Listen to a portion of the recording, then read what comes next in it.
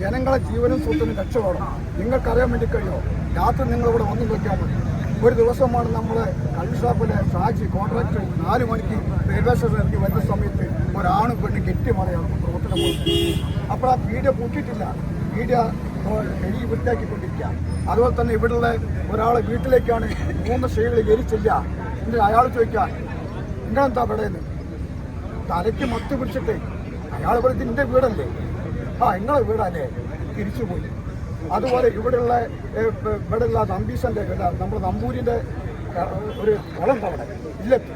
അവിടെ 4 മണിക്ക് അവർ കുളിക്കാൻ ചെന്ന് ഒരു പെണ്ണും ഒരു പുരുഷനും അവിടെ നിൽക്കുക. അപ്പം ചോദിച്ചും പറഞ്ഞാൽ ഹോസ്റ്റലിൽ കൂട്ടിപ്പോയി, അതുകൊണ്ട് വന്നിരിക്കുകയാണ്. ഇങ്ങനെ പല വൃത്തികേടും നമ്മുടെ നാട്ടിൽ നടക്കുന്നുണ്ട്. നമ്മളെ ഭാവി തലമുറ ഇത് കണ്ടിട്ട് പറയാം.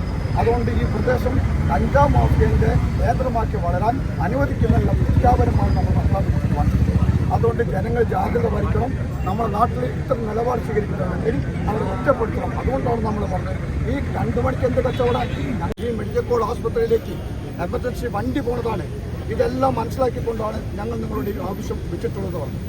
അങ്ങനെ പറഞ്ഞ സമയത്ത് ഇവർ 10:30 മണി അംഗീകരിക്കാൻ വേണ്ടി തയ്യാറായിട്ടില്ല.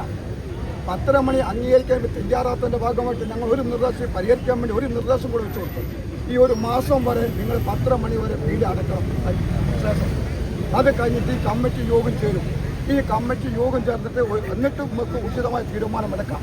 അതിനുശേഷം ഉണ്ടാകുന്ന പ്രശ്നങ്ങൾ എന്തെന്ന് മനസ്സിലാക്കി ഉചിതമായ തീരുമാനം എടുക്കുക എന്ന് പറഞ്ഞ സമയത്ത് ആ തീരുമാനം അംഗീകരിക്കാൻ തയ്യാറാവാണ്ട് അവർ യോഗത്തിൽ നിന്ന് ഇറങ്ങിപ്പോവുകയാണ് ഉണ്ടായിട്ടുള്ളത്.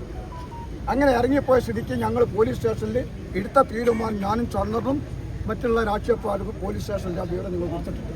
അതിനുശേഷം ഉണ്ടായ സ്ഥിതി എന്താ വെച്ചാൽ അന്ന് 10:30 മണിക്ക് പീഡിയ അടക്കണമെന്ന സാമാന്യ മര്യാദ പാലിക്കാണ്ട് അവർ വിവിധ സംഘടനയിലെ ഗുണ്ടകളെ കൊണ്ടുവന്ന് ഇവിടുന്ന് വെല്ലുവിളി നടത്തി അവരെ ആക്രമിക്കുന്ന സ്ഥിതിയാണ് ഉണ്ടായിട്ടുള്ളത് നമ്മളെ ആളുകളെ.